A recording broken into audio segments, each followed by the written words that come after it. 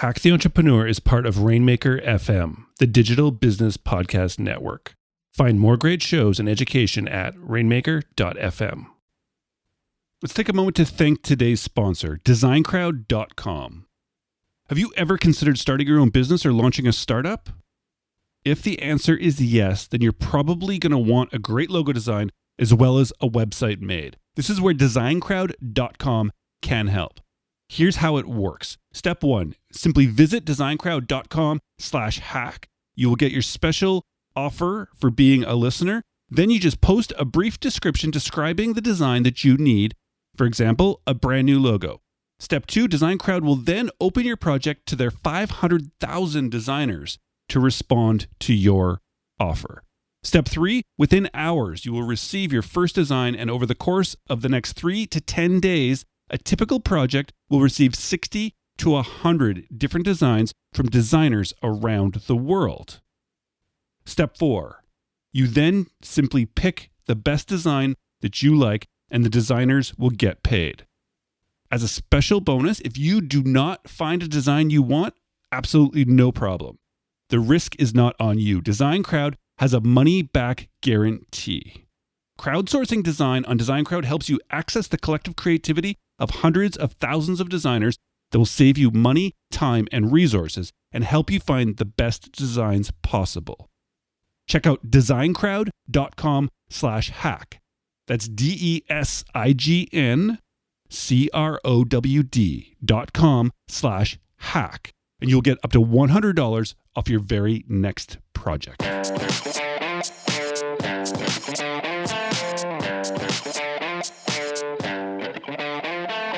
Welcome to Hack the Entrepreneur, the show which reveals the fears, habits, and inner battles behind big-name entrepreneurs and those on their way to joining them. Now here is your host, John Naster. Hey, this is Hack the Entrepreneur. Thank you so much for joining me today. I am your host, John Naster, but you can call me Johnny. My guest today is a launch therapist, green smoothie enthusiast, and an entrepreneur. Growing up in an entrepreneurial family, my guest decided early on that she wanted something different. So she went to college for music performance. But halfway through her degree, she accidentally started a business and realized she was indeed an entrepreneur. This realization caused her to switch her major and get herself an MBA. She has now been in business for over 8 years and is the founder of Yogipreneur and is also a successful business coach and consultant. Now, let's hack Racheal Cook. Before we get rolling here, I want to take a moment to thank today's sponsor, Braintree. I know you remember the first dollar you made in business. It's a hard thing to forget. It's one of the greatest parts of being an entrepreneur. And now you want to grow until your business makes your millionth or billionth dollar. But have you found the right payments partner to grow with you? Braintree lets you accept every way to pay, from PayPal to Apple Pay and everything in between. All it takes is one simple integration. And it doesn't matter what currency your customers use, because Braintree lets you accept over 130 of them. To learn more about how you and your company can grow with Braintree, visit braintreepayments.com/hack. That's braintreepayments.com/hack.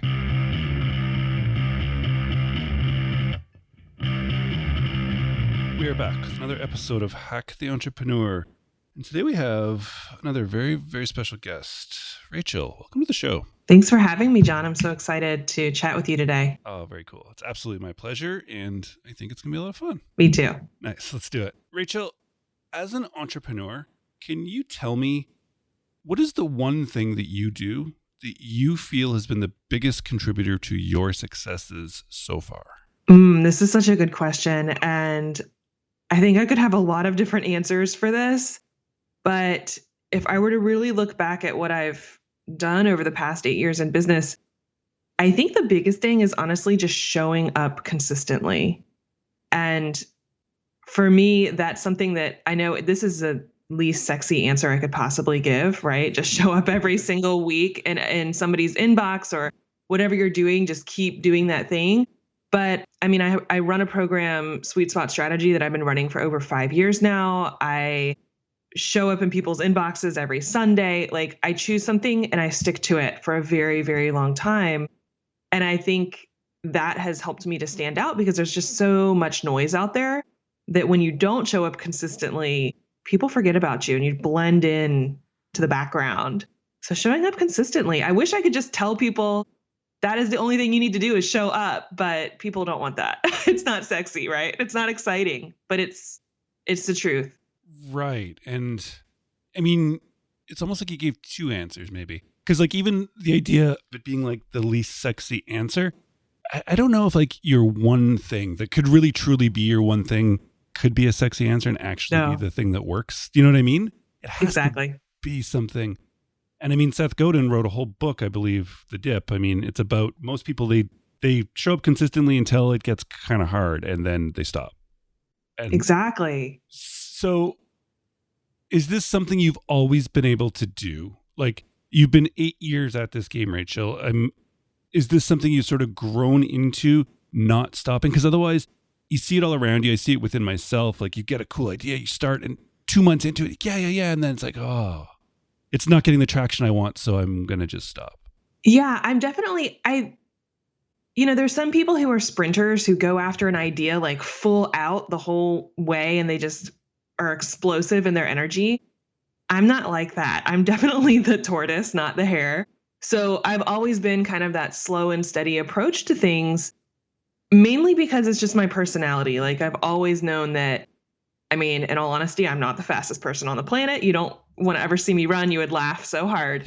But slow and steady has always gotten me where I want to go. And so it's just kind of partly infused in my personality and partly just it's what makes sense to me. So yeah, I would say it pretty much has been the biggest thing to help me out my entire career. Probably where it gets challenging is when I do need those bursts of energy, because then I've got to really dig deep. And, like if you're launching something, that's when you need to be the hare, not the tortoise. You need that big push of energy.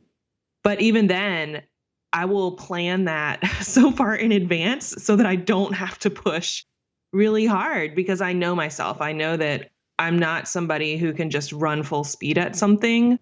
I like a nice cruising pace that fits me the best. And so I think knowing yourself is a big part of that. Like I've definitely worked with people or had clients who are very much the hare in the whole business game. And they run into that wall over and over again of like, they run so fast and then they completely run out of steam. And so then we almost have to trick them into being more tortoise-like. Like we literally use all that time and energy when they're in that mode of just massive creativity, or they just have this huge idea and it's just flooding out of them.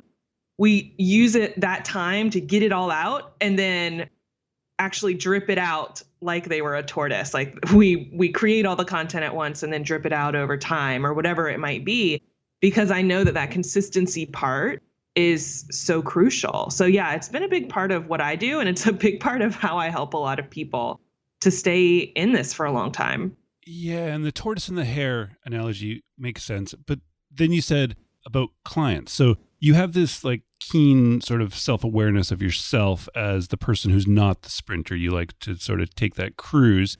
And then you said working with clients, does it seem to be common working with clients that people don't self-identify properly with either being a tortoise or a hare? I think once they hear that concept or they start to pay more attention, they do pretty quickly. I think it's just hard because there's the Gary Vaynerchuks of the world out there who is very much a hare, and he's just an anomaly. Like there are some people who are just like that. Like that is how it's in their DNA. But he's also very self-aware, and he tells people all the time, right? Like, you're not going to be able to outwork me. It's just not possible. So I think it's just really important for people I start to see this usually when people are like at year 2 or year 3, that's when they start to hit that burnout or that overwhelm or that feeling of like, okay, why is this not just clicking? And it's because they've chosen the wrong strategy. Like they're really a tortoise, but they're trying to act like a hare, or they're a hare and they don't know how to make things work in a more consistent way on the front end of their business and their marketing, et cetera. So yeah, the self-awareness piece is huge. And as entrepreneurs, it's the biggest card you have to play, is understanding how you work and how you do what you do best. And if you can figure that out, you will just do so incredibly well because you're not fighting yourself the whole time. Right, right. And as much as Gary Vaynerchuk wants to tell people about the self-awareness and that you can't outwork, it's still, I think a lot of people, even if they are sort of aware that they're the tortoise, they think they should be able to push themselves to become that Gary Vaynerchuk. And you're right, nobody can. It's just not possible. It's just really hard. And I don't see a lot of people. I mean, we're in this interesting space right now where there's this flood of especially people online who 5 years seems ancient, right? Like if you've been running your online business for 5 years, then you've been in here for a long time. But I come from a family of entrepreneurs. My parents have run businesses for over 40 years. So I've seen what happens when you burn yourself out and you're trying to be an entrepreneur. And I'm in this to continue doing it for another 30 or 40 years. And I think that's kind of just a different perspective, is getting out of our little bubble that we have here and instead looking at how the rest of the world runs a business. Yeah. And so that's an interesting segue into like a family of entrepreneurs. And then you got your MBA in entrepreneurship. But let's go back, if we can, to wherever that point was. It doesn't always make sense going through it, but looking back, it usually does. But there seems to be that time in every entrepreneur's life when they've realized one of two things. Either they had this calling to make this huge difference, or they found that they simply couldn't work for somebody else and were sort of born an entrepreneur. So could you tell me, Racheal, what side of the fence you see yourself on? And then take us back to sort of when you realized that. So the interesting thing about being born to a family of entrepreneurs is you're still likely going to rebel against your family like everyone else. And that's kind of what I went through. My parents were very different type of entrepreneurs than I am. I'm a very nerdy, bookwormy type of person. I grew up, all straight A's, et cetera. I thought I was going to go into academia. And my dad is the typical, like in my hometown, he's basically the mayor of the hometown. I mean, he just can charm the pants off anybody. And that's how he built his business, was on sheer charisma, and just being able to talk to anybody and help anybody. And I was not that way. I was not extroverted. I was extremely introverted. I was happiest when I was honestly like playing my French horn with my friends from orchestra. I was such a not what you would think of as a typical entrepreneur. But what happened was I actually went originally for music performance to university. And about 2 years in, I started catering all of the performances for my school of music, because you have to give a junior and senior recital and your friends and your family all come to it. So you have this reception afterwards. And I was like, well, I don't want to have a job. I could cater. I love to cook. So I started catering for all my friends. And that was kind of my first realization that, oh, this is something I get really well. I can started a business while trying to rebel against starting a business. I know, exactly. And so by then I was like, well, I really don't think I'm going to hack it as a professional French horn player. And I decided to switch to the School of Business and Entrepreneurship. And that's when I just realized, like, okay, where my dad was very charismatic and like a natural salesperson, I got things like systems, and I understood strategy, and I understood how to put the pieces of the puzzle together. So for a long time, I actually thought I was going to be like a great operations person, like a COO to somebody else's, charismatic CEO. But I just realized as I got more and more into it that more businesses actually need to understand and learn the strategy and the systems and how to actually make all the pieces of the puzzle work together. Because most entrepreneurs are idea people, right? Like this is what I see with a lot of my clients. They have all these amazing ideas. They have this huge vision. They have a message they want to get out. But it's the nitty gritty behind the scenes stuff that trips them up. And that's totally something that I understand. I can see how those pieces of the puzzle fall together. So yeah, I fought against entrepreneurship because I didn't think I could be like my dad, but it turned out there was a role for me that really played to those kind of nerdy spreadsheet loving side without having to go out and like talk in front of the whole chamber of commerce and have everybody rolling on the floor laughing. Like that wasn't going to happen. So there's different types of entrepreneurs. There are different types. There's different types of people. I know. And it's so funny because you don't know things growing up, right? And I was just surrounded by my parents' world. And honestly, like all their friends were entrepreneurs, but they were all the same. They were all so charismatic and outgoing and people.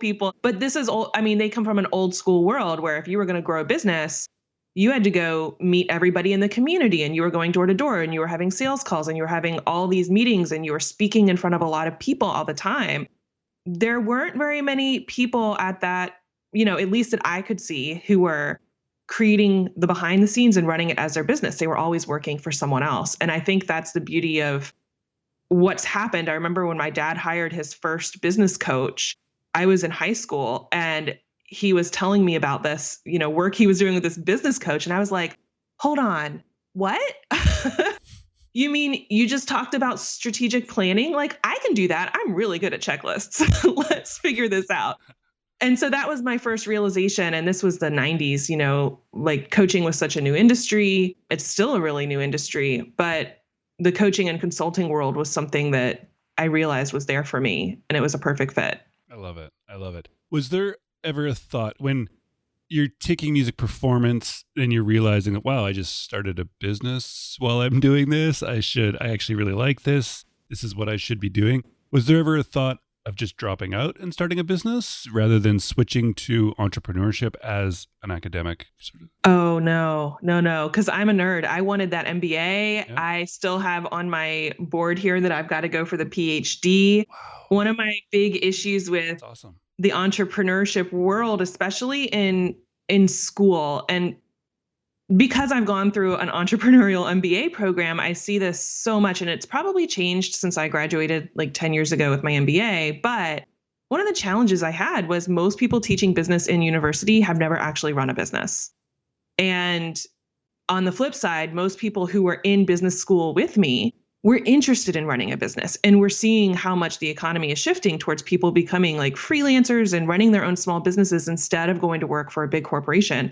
MBAs are geared towards putting you in that world, and it's not as applicable. So I would love to get my PhD in entrepreneurship and actually go back and teach as maybe not a full-time professor or anything, but just to bring real world experience in this kind of new economy instead of constantly having these people who just study entrepreneurship or business from a very high level, completely hands off. I really struggled with that because as I was trying to learn things, I just felt like, how come you don't know this? I remember when I first started working with the Small Business Institute as a consultant, I was just amazed at how much I didn't know because we didn't teach, we weren't taught the actual ins and outs of running a small business. We were taught how to have a big vision and how to talk about business law or contracts, but we weren't taught like, okay, how do you actually go have a sales conversation?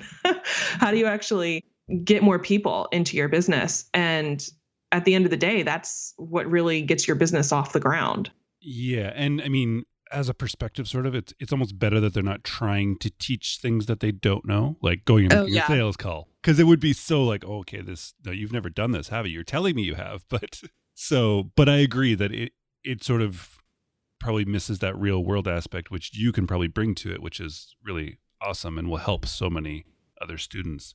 But that's cool. So as the nerd, you were staying in school. That was just it. And you're going to go get your PhD. I love it. If I could stay in school I did get paid for it. I got paid to get my MBA. So if I could get paid to get my PhD, I'll do that too. Nice. I love it. All right. So your one thing is just that ability to show up consistently. But now we've also learned that you're really good at operations. So now every blog post expert talks about the 80-20 rule in business. Do 20%, get 80% of the results, do what you're good at, and delegate the rest. Racheal, besides being outgoing and that sort of like very extroverted person, can you tell me something that you are absolutely not good at in your business?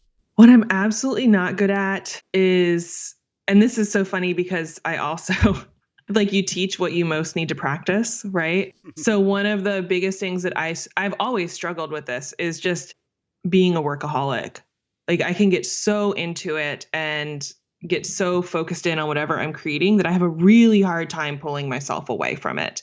So I've had to create systems and create structure and boundaries to get away from my business sometimes, because I will just sit in front of the computer and suddenly 8 hours fly by and I realize I didn't eat lunch. is totally normal for me. And so that's probably the biggest thing, is knowing that it's not all going to get done today, and that's all right. You're not ever going to have a completely finished to-do list when you're an entrepreneur, in all honesty. It's just always going to be ongoing. But you have to know when it's time to just step away from the keyboard and step away from the computer and go actually live your life. That's probably the biggest thing I struggle with, is just enjoying, even though the whole reason I built my business the way I built it was for my lifestyle, so that I could have time with my kids who are really young, so I could pick them up from the bus. At the same time, they get home from the bus and I'm still thinking about whatever I was working on. So pulling myself away from it is probably my biggest challenge. And it's something I've really had to learn and create structure around to enjoy the life that I purposefully am trying to build for myself. Yeah, that's something lots of us struggle with. And it's like work-life balance, which is something I don't totally believe in necessarily, but I do believe in, like, when you're doing one thing, do it. Like when you're working, work, right? But when you're picking up your kids from school, be picking up your kids from school, and sort of like, mostly to me, it's just turning off things on my phone. Like, I can't get email on my phone anymore, those kind of basic things. Otherwise, it's like, oh, there's an email. It's like, well, I can get that in 2 hours. It's fine. Yeah. But it's hard, especially, again, back to that whole Gary Vaynerchuk thing. I mean, we see the hustle and we think that, well, we're getting somewhere, and I could get there in 6 months, or I could get there in 2 months if I just work a lot more. But that's not always necessarily true, depending. But you might have taken horrible care of yourself and forgotten to eat most days. And then other days you're like not sleeping. Exactly. I found, because I've had issues with burnout in the past, that building my entire business to take better care of myself is just a huge part of what I'm always working on, because I just have such a hard time turning off like my entrepreneur brain. Like, once I'm thinking about something, right now I'm finishing up a book that's launching in a few weeks, and all I can think about is this thing. Like, I'm out there with my kids and I go on a walk with my husband and I'm like, oh, I think I should write blah, blah, blah, blah, blah. And my husband's like, can we talk about something else other than this book? It's just hard. It's just hard to turn it off. So we have to create structure around that in order to make sure that you can love your life as much as you love your business. One of us is in this space is going to get like filthy rich creating like a support group for spouses of entrepreneurs who just want to talk about business and ideas and projects all the time. Oh my gosh. And my husband left his job teaching about 2.5 years ago to come work with me. So he really gets it now. He's like, the first month he was home working with me, and tip, if you have a spouse who is a English teacher, they're really good at editing content. But the first month he was home with me, I remember he was just kind of looking at everything in my Asana project management tool. And he's like, holy cow, how do you do all this? How does your brain handle all this? I had no idea how much you've been doing for the past however many years. I'm like, I don't know, babe. It's entrepreneur wiring. Like, we can handle all the projects, all the moving parts, all the people that we have to think about. We just do it. But yeah, he gets it nonstop now. I love it. I love it. And with an all the projects comment, this is a great segue into projects. So projects is a loose term, Racheal, but you just mentioned a new book, and I'm sure you have many other projects that it's one of these things that we sort of struggle with as entrepreneurs, right? Is what to work on next. Ideas come to us when we're on walks, when we're showering, when we read our emails, people give us ideas and project suggestions. But there's only so much time, energy, and resources. So I would love to know what your process is, Racheal, whether it's just a gut process you have or if it's a written process, but what do you go through to decide when a new project is worth your time, energy, and resources? This is a good question, because I struggle with this just as much as anyone else. I have what I call an idea parking lot. It is a Google Doc where I just keep all those different ideas. I actually have multiple idea parking lots. Like, I'll have one for blog posts, and I'll have one for products I want to create.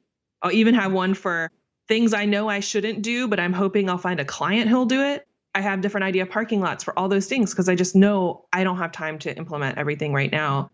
But I am definitely still, like we said at the beginning, I'm very much the tortoise. I take my time with things. I marinate with things for a long time. And because I operate in kind of a 90-day planning cycle, which has just always worked best for me, anybody needs to learn about how to get more stuff done, go pick up, I think it's called The 12-Week Year. It's a great book. But I keep it simple by just focusing on 2 or 3 main projects a quarter. And by just focusing on 2 and 3 main projects a quarter, I keep myself from getting overwhelmed. And I also keep myself from putting too much on my plate where you just don't get anything shipped. You don't get anything done. And those projects also include like launching something, because I launch a program twice a year. If you've ever gone through a launch to fill up a program, that's a whole project on its own. It's just so much stuff going on. So I keep it pretty simple. I have space for 3 projects a quarter, and I choose them very, very carefully. Usually I have an idea of at least what 2 of them are at the beginning of the year or a year in advance, because again, I have different programs I'm launching at different times. But when it comes to bringing a new idea to the forefront, I will kind of doodle on it for a while, because I get those ideas just like everyone else. I get them in the shower. I get them out on walks, especially whenever I'm walking, I'm always getting new ideas. And so I'll just kind of keep adding little notes into that idea parking lot until it's time to bring it out. So a great example of this is I created this year really the first new program in probably 2 years called Get More Clients. And I've been noodling around with this idea since last summer. So I had it sitting kind of in the back of my mind for about 6 months before I actually was like, okay, I'm actually going to create this product. And I had just been adding to it and taking notes whenever I knew, like whenever I was doing coaching calls or whenever I was running my program, if I heard people say, oh, this is what I'm struggling with, I was like, oh, that's exactly what I think this program should do. And once I decided to pull the trigger on it, it actually came together really, really quickly, because I had kind of some brainstorming notes already started around it. But I do take my time. I take my time and I listen a lot. I want to make sure that it's what people want. I surveyed people. So I don't act. It might have seemed on the surface like I know some people were like, whoa, you created this program in like a month. But really, I'd been thinking about it for over 6 months and making notes on it for a while before I decided to actually make it my Q1 project. Which makes creation easier. Oh, yeah. I love the idea parking lot. And I really like just that you keep it so simple and just it's Google Doc. It's not like some separate fancy app that you have. It's like, no, it's just a Google Doc. Just dump my ideas there. Yeah, exactly. It's good to keep those things simple. And so as being like the tortoise, sort of moving slowly, really sort of marinating on ideas before executing, what or how do you take it when you do then put out that new program and it doesn't sort of catch with your audience the way you expect it? Would you sort of like, do you have something you go through then to decide, well, did I just sort of market it wrong or position it wrong? Or should I just scrap that idea? Or should that now become part of like an evolution into the next quarter project? Well, everything's an evolution, first of all. Like there's nothing that's final. I mean, I've reiterated several of my programs multiple times just because you're always getting feedback and you're always learning how to make it better. But in this case, and I would say in most projects, I think this is a mistake that's easy to make, is to think like, wow, if it doesn't become a 5-figure launch right away, then it's a total failure and I should just scrap it. But really, it's just dipping your toe in the water the first time. If you look at it from the long term, it might not only make 5 figures this month or this quarter, but add that up over a year. And suddenly that's a major impact in your bottom line. So for me, I'm just always looking for that validation. And even when I created this last program, it was all about validation. The first round of offering it, I only offered it to my email list. And that was the first validation step for me. It was making sure, okay, there was no fancy anything. It was like 3 emails. Do you want this thing I created? I created it for you based on your feedback, based on what I've been teaching. Here it is. You're the first ones to hear about it. And then the next month, I actually publicly promoted it. I actually had the webinar, et cetera, et cetera. And then a couple months later, we turned that webinar into an automated webinar system.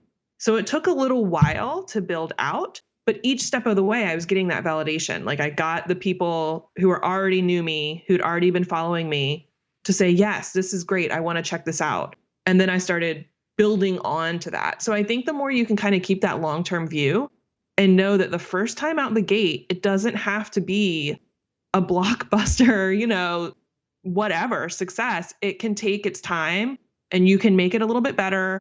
You can learn how to market it better when you get that feedback, because then you know exactly what they need to hear from you in order to feel confident making that buying decision.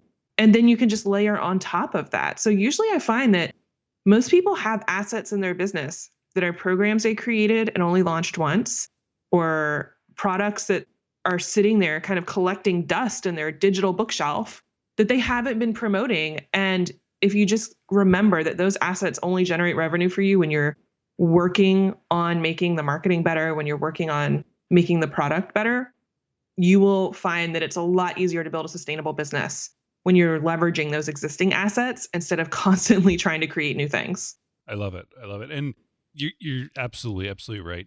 It's hard though. It's hard when you put those things out there and they don't stick the first time, which they rarely ever do. And it is an evolution, but it's still, I think we take it personally, right? We take it as part of ourselves that we kind of put out there and it wasn't accepted in a way.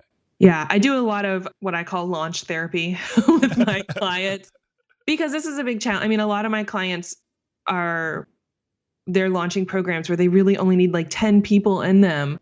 And it does feel incredibly challenging when you don't get those first 10 people. But again, it's all about perspective. It's all about knowing that, okay, this first time you might only have 5 people, you might only have 20 people. And that might sound really, really low to a lot of people, but it doesn't matter. Those are a few people who actually wanted what you have. And if you treat them incredibly well and focus your energy on them, they're going to give you amazing testimonials. They're going to tell you where they're stumbling. They're going to show you where you can make that thing better. They're going to give you what you need to know in order to position that program or product even better. So it's all about validation. It's all an experiment. And I think the more you can embrace that kind of, this is an experiment mindset, you take the pressure off it being like, you suck, you're not doing the best thing ever, into, okay, we're testing this idea and seeing if it flies. Yeah. I love it. Launch therapy. Yeah. It seems like probably a very sought after thing, although we don't know it, but yeah, it's a hard thing. I should get the URL. I mean, seriously, in a launch, it's like the middle of it is when I get the panicked text messages. Nothing's happening. What should I do right now? And I'm like, step away from the computer. Your emails are scheduled. Breathe. Go get a cocktail. Like, just step away. Don't do it. Because the worst thing that can happen is you get super emotional once you've already got the strategy. And I see people who are like, they planned on a 2-week enrollment for something.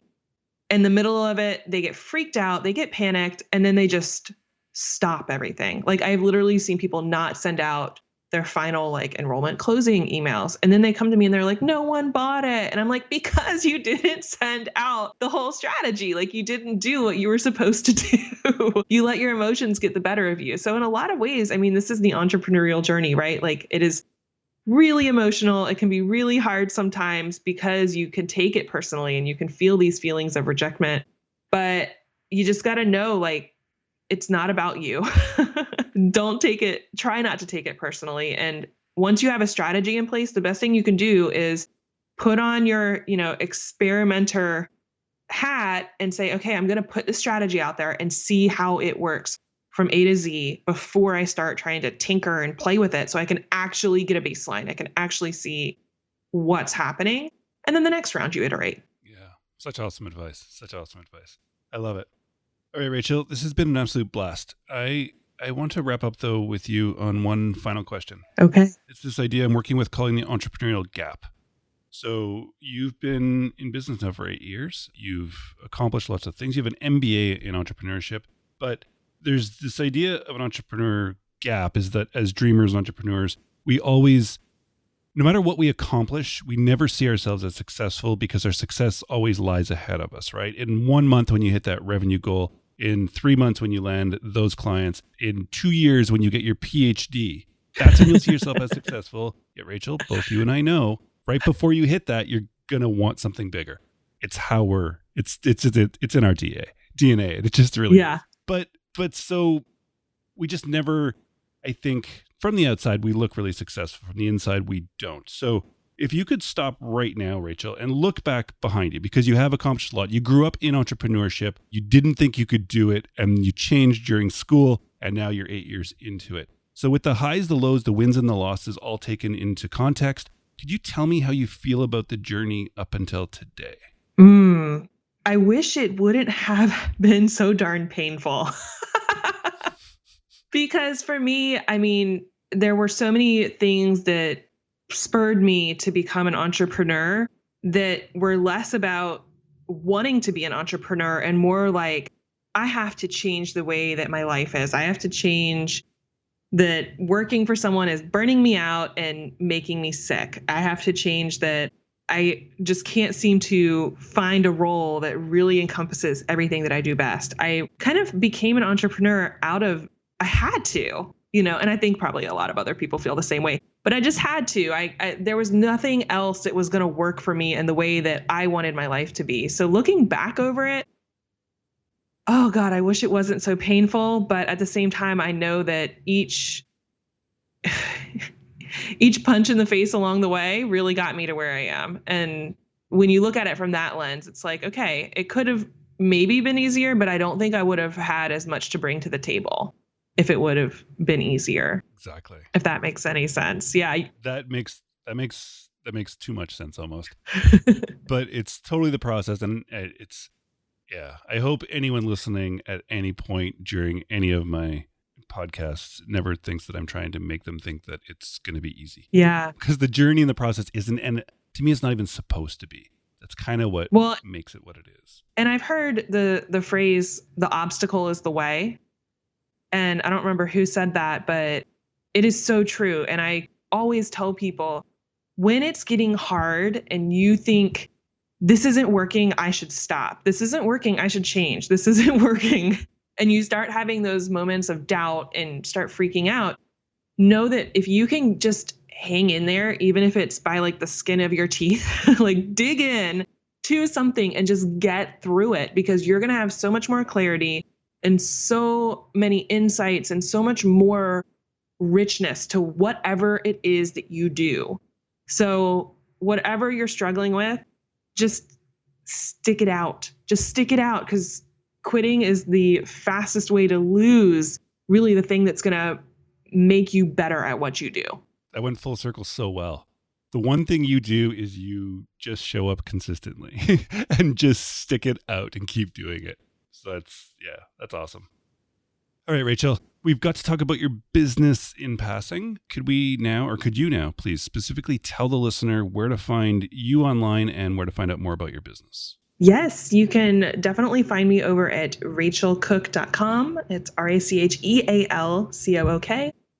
And there you can take the Business Sweet Spot quiz, where you will get some strategies that you can start applying to your businesses to leverage your strengths and start really working smarter, not harder, so you can stick it out longer. And you can also find me all over social media, especially Facebook and Instagram, and that's Racheal Cook too. Awesome. So that's RACHEAL Cook, COOK. Yes. So on social media, Racheal Cook, rachealcook.com. Also, the Get More Leads program, is that on your site? Get More Clients. Yes, it is on my site. And there is a free on-demand workshop that you can take to learn how you can start filling your client docket ASAP. Awesome. So we'll link to that. Racheal Cook, as well as the 12-week yearbook was mentioned. I'll find a link to that. And The Obstacle is the Way was written by Ryan Holiday.